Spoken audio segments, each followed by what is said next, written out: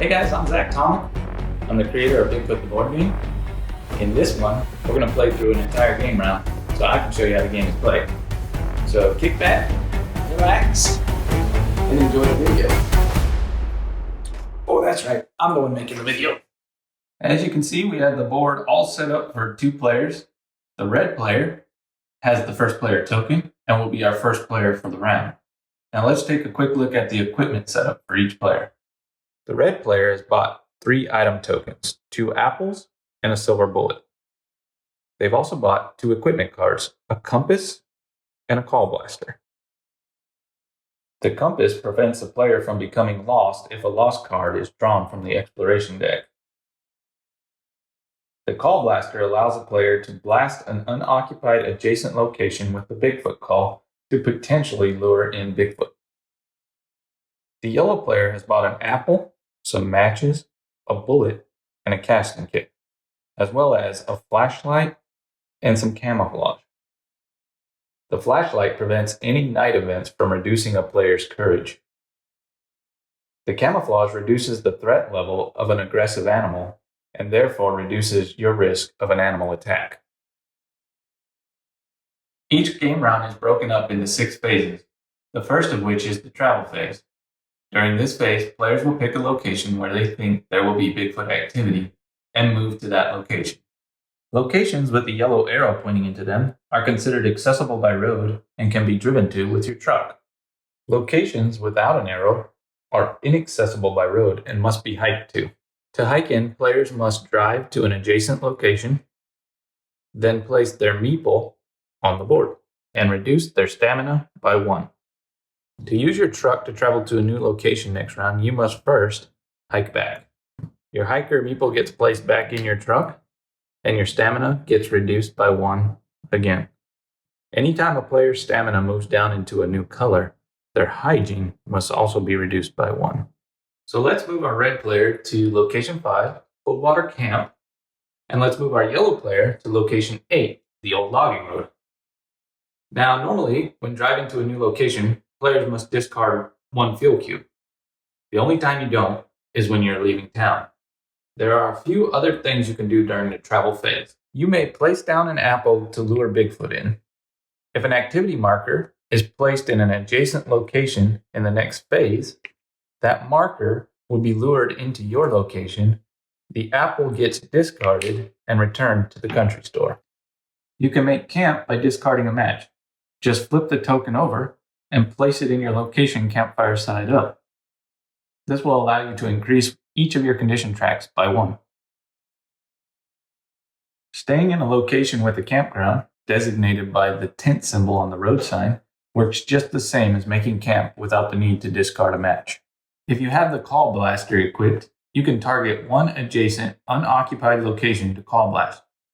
Place 1 of your colored cubes in that location, and any activity markers placed there in the next round will automatically be lured to your location. So the red player will place 1 of their apples and target location 4 with their call blaster. The yellow player will place 1 of their apples, and that will be the end of the travel phase. And now it's on to phase 2, the night phase. In this phase, we will be rolling the location die, which is a D20, and placing fresh activity markers on the board. There are 5 activity markers. They have a fresh side, and they have a faded side. We'll look at what the faded side is for later. New activity markers are always placed fresh side up. So let's roll our location die and see where we're going to be placing activity markers. That's Big Squatch Ranch, which is adjacent to the old logging road, where our yellow player has placed an apple. So this activity marker will be lured to them, and the apple gets discarded. Mosquito Creek, the Scenic Byway, which is adjacent to our red player who has put an apple down. So this activity marker will be lured into this location, and the apple will get discarded. Stony Creek Camp, the Uncharted Wilderness, players were able to lure Bigfoot in using their apples. The red player, however, was not successful in luring Bigfoot in with the call blaster. This cube gets returned to their player board. And that's it for the night phase. Now it's on to phase 3, the scouting phase. Because both players have had Bigfoot activity in their location, they both get to scout their locations for evidence by rolling the scouting dice. Since this is the first round of the game, both players' condition tracks are in all green, so they will be rolling all green scouting dice. Red is the first player for this round, so they'll roll first. Before rolling, we must first remove the activity marker and place it back down at the bottom of the board. Now let's see what the red player rolls. We've got 3 prints, which will let us increase our evidence track by 3. 1, 2, 3. And 2 magnifying glasses, which will allow us to pick 2 location cards to look at in the next phase. And so now it's Yellow's turn to start by removing the activity marker from their location, placing it at the bottom of the board, and now we'll roll the dice. So we got 3 greens. We've rolled 3 prints, which will let us increase our evidence track by 3. 1, 2, 3. And now Yellow bought a casting kit at the beginning of the game. The casting kit, once we find new prints or evidence, we can discard this token back into the country store, and it will allow us to create a Bigfoot cast and increase our experience track by 2.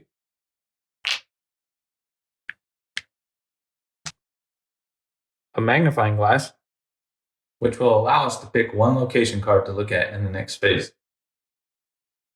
And a money sign, which lets us collect 1 silver coin. If a player has more than 1 activity marker in their location, they can make a scouting roll for each one. But their stamina must be reduced by 1 for each additional roll. That's it for the scouting phase. Now we're on to phase 4, which is the analysis phase. Any players that rolled a magnifying glass in the scouting phase will get to decode 1 location card for each magnifying glass rolled. Starting with the red player, they rolled 2 magnifying glasses, so they'll get to pick 2 cards. We'll start with this one. Keeping it hidden from the other players, slide the location card under the decoder and see which symbol matches up. As you can see here, it's the rock. Take a dry erase marker and cross out that symbol. It's been eliminated. If a player gets to look at more than 1 location card, it's important that they do so 1 at a time, making sure to return each card to its original position. So red can look at 1 more card, and they'll take this one. Looks like we've found the other rock. Now we've eliminated both rock symbols from our hunt. Our yellow player rolled 1 magnifying glass, and we'll look at this card here.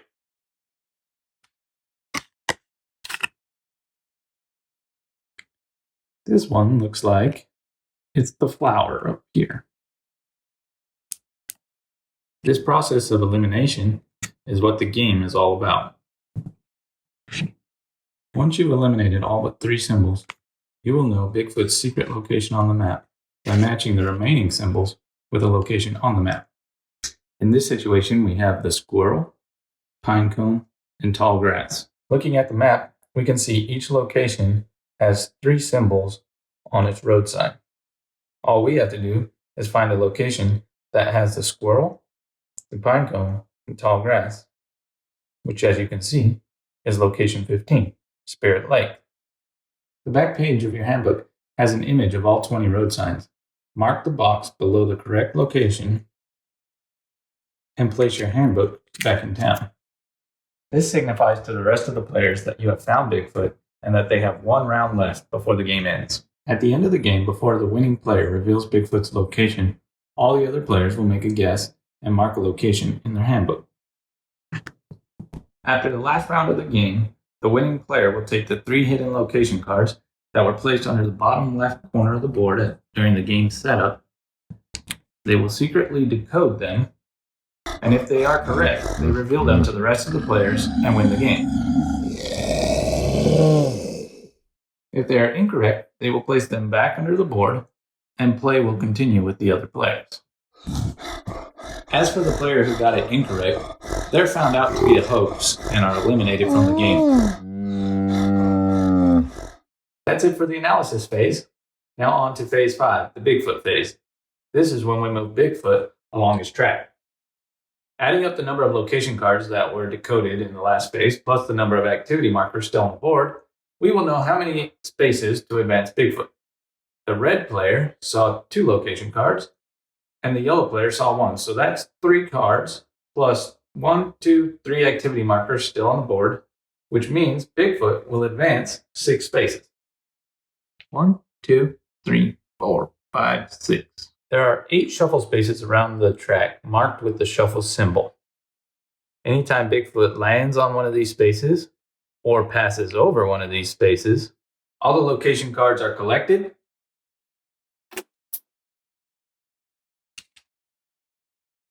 shuffled, and redistributed.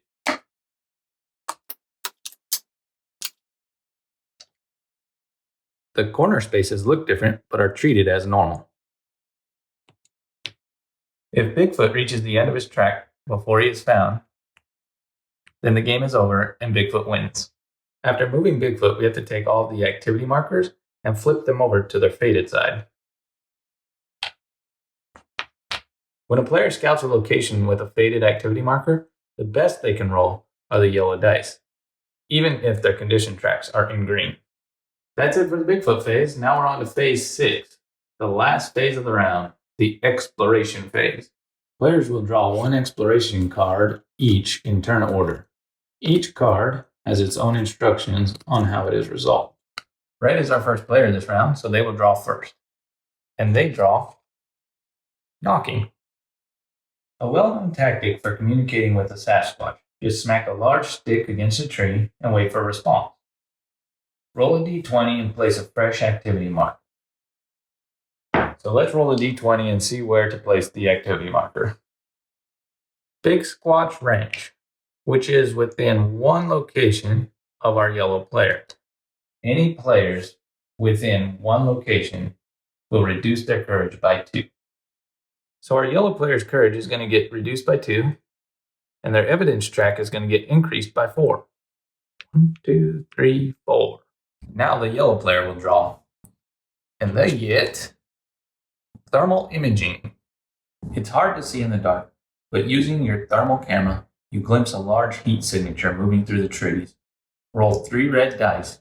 For each Bigfoot symbol rolled, -2 to your courage and +2 to your evidence track. All right, so let's roll these red dice and see if we can't catch Bigfoot on our thermals. Looks like we got 2 Bigfoot symbols. It's important to note that this card is a night event, as indicated by the moon and stars in the card type and the blue background of the card. Now we need to reduce our courage by 4, but because the yellow player bought the flashlight, night event cards will not affect their courage.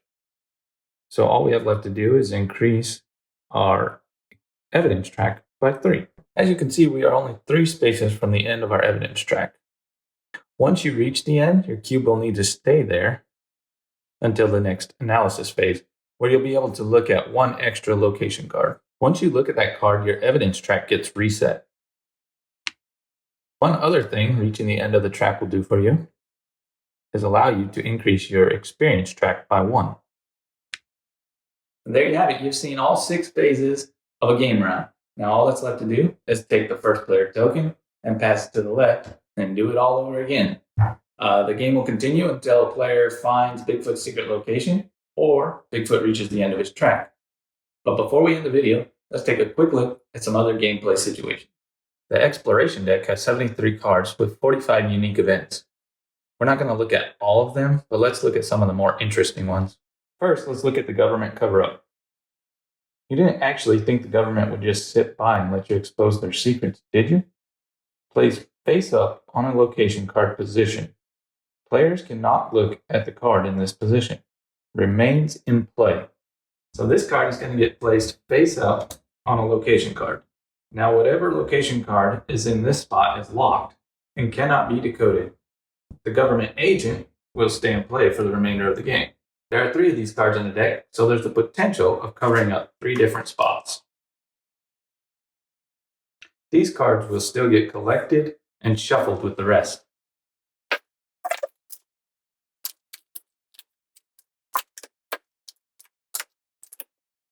But the government cover-up cards will stay in place, locking that position again after the cards are redistributed. Now let's look at the lost cards. You've become lost. Roll a d20 until 12 through 16 have rolled and you find your way. For each unsuccessful roll, stamina -1, hygiene -1, and courage -2. If all stats become fully reduced before you find your way, search and rescue is sent out, discard, and return to town. A successful roll means the player has found their way again. For every unsuccessful roll, your stamina gets reduced by 1, your hygiene gets reduced by 1, and your courage will get reduced by 2. If all of your tracks become fully reduced before you have a successful roll, then search and rescue is sent out, and your truck is returned to town. If your hiker meeple is on the board, then it gets returned to your player board, and your truck gets returned to town. There are multiple aggressive animal encounter cards in the deck. Each animal has its own threat level, which indicates how dangerous they are. The most dangerous of which is the grizzly bear, with a threat level of 0 to 18. So we have to roll a d20, and any result between 0 and 18 means the bear attacks. When an animal attacks, we have to decrease each of our condition tracks by the amount listed on the card.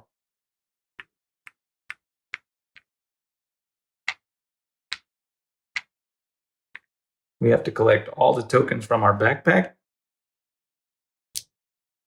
and any equipment cards that we have.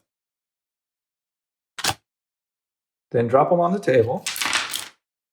Any of them that land face down are discarded, and any that land face up are kept. Some exploration cards may have you place a haunted marker in a location. If a location becomes haunted, any players who travel to that location must reduce their courage by 1. Players cannot camp in a haunted location, even if it has a campground symbol. If the abandoned cabin card gets drawn from the exploration deck, then the abandoned cabin token gets placed in your current location, and the card gets placed near the board. It will remain in play for the rest of the game. Players who travel to this location can choose to investigate the cabin during the travel phase. They must first decrease their courage by 2. Then roll a d6. Find the result on the card and follow the instructions. One more thing to cover, and that is town. After the first round of the game, players may choose to travel back to town during the travel phase. While in town, you can buy items and equipment from the country store. You can also sell items and equipment to the country store. You can also buy fuel if your truck is running low. If you're in really bad condition, you can pay 3 coins to stay a night at the Snag Pine Lodge, which will fully restore all of your condition tracks. If a player chooses to stay at the Snag Pine Lodge, they must end their turn in town. However, if a player comes to town just to shop and doesn't stay at the lodge, they will be able to continue on to another location once they're finished shopping. The only rule is that before this player can leave town, all the other players must have a chance to travel to a new location. And then they may leave town. No activity markers can ever be placed or lured into town. Also, any players who end their move in town will not draw an exploration card during the exploration phase. Whew. Well, that just about covers everything. There are a few other minor details such as trail cams and marshmallows, but we'll leave that to the rulebook.